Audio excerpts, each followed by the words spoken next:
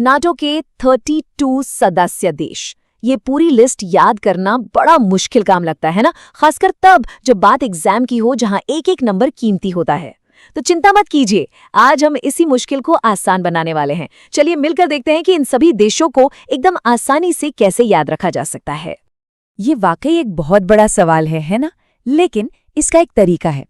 देखिए, इसका सबसे अच्छा तरीका ये है कि हम इसे छोटे छोटे हिस्सों में, मतलब चंक्स में तोड़कर याद करें। हम कुछ मजेदार मेमोरी ट्रिक्स और लॉजिकल ग्रुप्स का इस्तेमाल करेंगे ताकि ये लिस्ट आपके दिमाग में एकदम फिट हो जाए हमेशा के लिए। तो चलिए शुरू करते हैं। तो सबसे पहले ये समझ लेते हैं कि आखिर ये नेटो है क्या चीज। ये एक मिलिट्री अलायंस है, मतलब एक सैन्य गठबंधन जिसका मूल मंत्र है आर्टिकल 5। आसान शब्दों में कहें तो ये बिल्कुल एक सबके लिए और सब एक के लिए जैसा है। मतलब अगर किसी एक भी मेंबर देश पर हमला हुआ ना, तो ये माना जाएगा कि सब पर हमला हुआ है और फिर सब मिलकर उसका जवाब देंगे। और देखिए, यही वो सुरक्षा की गारंटी है जो देशों को अपनी तरफ खींचती है। अच्छा, तो इस पूरी कहानी को समझने का हमारा रोड मैप क्या होगा?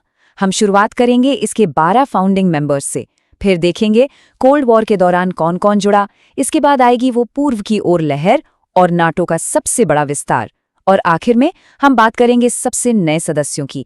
इस तरह से सब कुछ एक कहानी की तरह याद हो जाएगा। तो चलिए सबसे पहले बात करते हैं उन 12 संस्थापक सदस्यों की। चलिए समय में पीछे चलते हैं। साल था 1949। दूसरा विश्व युद्ध तो खत्म हो चुका था, लेकिन दुनिया पर एक नया और ठंडा खतरा मंडरा रहा था, कोल्ड वॉर का। सोवियत संघ का प्रभाव लगातार बढ़ रहा था और इसी को रोकने के लिए पश्चिमी देशों ने मिलकर एक मजबूत सैन्य गठबंधन बनाया, और इसी गठबंधन को आज हम नाटो के नाम से जानते हैं। तो ये हैं वो 12 संस्थापक देश। अब देखिए, इन्हें याद रखने का सबसे आसान तरीका क्या है? इन्हें 2 ग्रुप्स में बांट लीजिए। एक तरफ उत्तरी अमेरिका के 2 बड़े देश और दूसरी तरफ पश्चिमी यूरोप के 10 देश।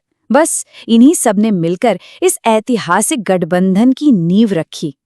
तो चलिए अब इन 12 देशों को देख लेते हैं। पहला ग्रुप उत्तरी अमेरिका से, ये तो आसान है, कनाडा और यूनाइटेड स्टेट्स। अब आते हैं यूरोप के 10 देशों पर।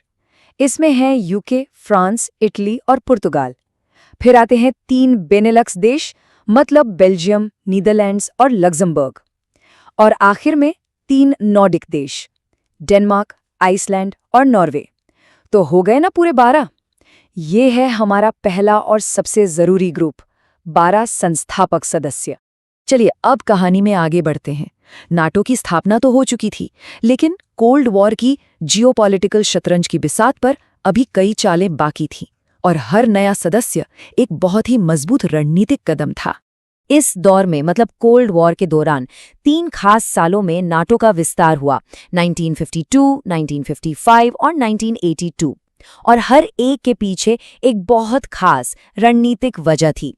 सबसे पहले 1952 में ग्रीस और तुर्की नाटो में शामिल हुए। अब ये एक बहुत ही इंपॉर्टेंट कदम था। क्यों? क्योंकि इससे नाटो को ब्लैक सी और मेडिटेरेनियन सी, यानी काला सागर और भूमध्य सागर पर एक रणनीतिक पकड़ मिल गई। इससे सोवियत संघ के प्रभाव को दक्षिण में रोकने में सीधी मदद मिली। तो अब हमारे सदस्यों की संख्या कितनी हो गई? 12 + 2 यानी 14। इसके ठीक 3 साल बाद 1955 में वेस्ट जर्मनी यानी पश्चिमी जर्मनी नाटो में शामिल हुआ। ये एक फ्रंट लाइन स्टेट था जो सीधे सीधे सोवियत ब्लॉक के सामने खड़ा था। और फिर काफी सालों बाद 1982 में जब वहां डेमोक्रेसी वापस आई, तो स्पेन भी इस गठबंधन का हिस्सा बन गया। तो कोल्ड वॉर के खत्म होने तक नाटो के कुल कितने सदस्य हो गए? 16। इस नंबर को जरूर याद रखिएगा। 12 से शुरू हुए, अब 16 पर हैं। अब आता है नाटो के इतिहास का एक बिल्कुल नया चैप्टर। कोल्ड वॉर खत्म हो चुका था, सोवियत संघ टूट चुका था और यूरोप का पूरा नक्शा ही बदल रहा था। और यहीं से शुरू हुई नाटो के इतिहास में सबसे बड़े विस्तार के दौर की कहानी। साल 1999 में एक बहुत ही ऐतिहासिक पल आया। सोवियत संघ का जो अपना सैन्य गठबंधन था, वॉर्सो पैक्ट, उसके 3 पुराने सदस्य पोलैंड, हंगरी और चेकिया अब नाटो में शामिल हो गए। सोचिए, ये कितना बड़ा सिंबॉलिक मोमेंट था। ये इस बात का प्रतीक था कि यूरोप में पुरानी दुश्मनी अब खत्म हो रही है। तो अब सदस्यों की संख्या कितनी हुई? 16 + 3 यानी 19। और फिर आया साल 2004। इसे नाटो का बिग बैंग एक्सपेंशन भी कहते हैं। क्यों? क्योंकि एक साथ 7 नए देश नाटो में शामिल हुए। ये नाटो के इतिहास में एक बार में हुआ सबसे बड़ा विस्तार था। अच्छा, तो अब सवाल ये है कि इन 7 देशों को एक साथ कैसे याद रखें? मुश्किल लग रहा है? बिल्कुल नहीं। इन्हें हम छोटे छोटे ज्योग्राफिकल ग्रुप्स में बांट लेते हैं। बहुत आसान हो जाएगा। पहला ग्रुप 3 बाल्टिक देश, एस्टोनिया, लातविया और लिथुआनिया, हो गए 3। दूसरा ग्रुप ब्लैक सी के पास वाले 2 देश, बुल्गारिया और रोमानिया, हो गए 5।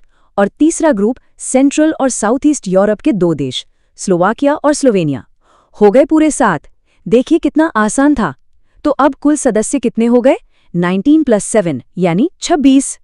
तो चलिए अब हम कहानी को लगभग आज के समय में ले आते हैं और देखते हैं कि हाल के कुछ सालों में नाटो का ये परिवार और कितना बड़ा हुआ है।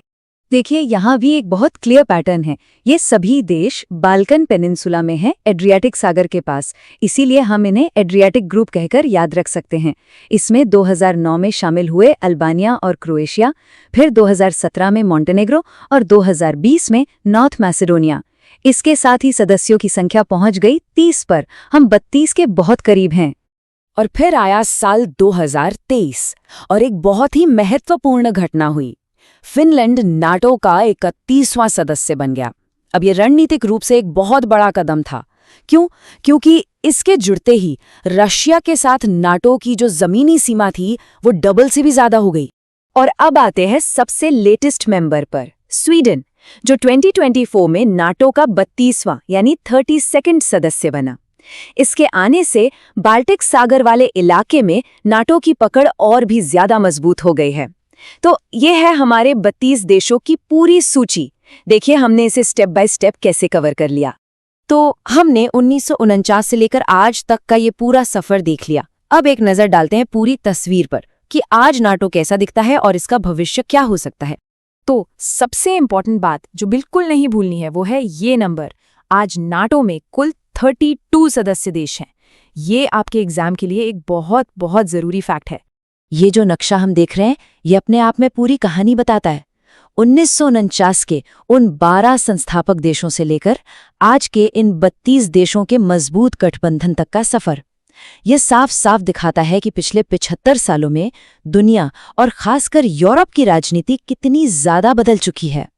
तो आज हमने नाटो के 32 सदस्यों को याद करने के लिए उन्हें अलग अलग टुकड़ों में बांटा और समझा। लेकिन ये कहानी यहाँ खत्म नहीं होती है। बोस्निया और हर्जेगोविना, जॉर्जिया और यूक्रेन जैसे देश भी नाटो में शामिल होने की कतार में हैं और ये हमें एक बहुत बड़े सवाल पर लाके खड़ा करता है।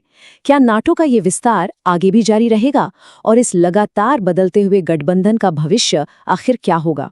इस सवाल पर जरूर सोचिएगा। अगली बार फिर मिलेंगे एक नए टॉपिक के साथ। अगर ये वीडियो आपको पसंद आया हो तो लाइक जरूर करें, शेयर करें उन दोस्तों के साथ जिन्हें यूपीएससी, लॉ या जनरल नॉलेज की तैयारी करनी है। और हां, सब्सक्राइब करें। आप अपने सुझाव या सवाल नीचे कमेंट में लिख सकते हैं। यूपीएससी एंड कॉम्पिटिटिव एग्जाम की गाइडेंस या मेंटरशिप के लिए संपर्क करें। Our contact information is given in description. धन्यवाद। मैं हूं कृणाल ठाकुर। मिलते हैं अगले भाग में। जय हिंद।